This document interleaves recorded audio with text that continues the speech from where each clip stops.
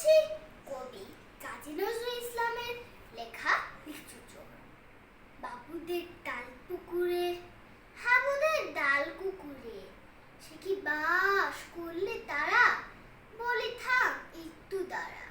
পুকুরের ওই কাছে না লিচুরের গাছ আছে না, হতাম না আসতে গিয়ে এক বড় কাস্তে নিয়ে। গাছে গজিয়েই চড়েছি, ছোট এক ডাল ধরেছি, বাবা মরাত করে পড়েছি সরাত জোরে। পড়বি পর মালির ঘাড়ে, সে ছিল গাছের আড়ে। বেটা ভাই বড় নচ্চার, ধুমাধুম গটা দুচ্চার, দিল খুব কিলো ঘুষি, একদম ঝসে খুশি।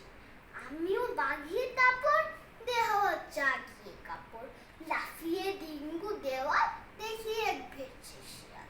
আরে ভেট শিয়াল কোথায়, ভোলাটা দাঁড়িয়ে ওটা দেখে যে আটকে ওঠা, কুকুরও জানলে ছোটা। আমি কই কম্ম কাবার, কুকুরেই করবে সাবার।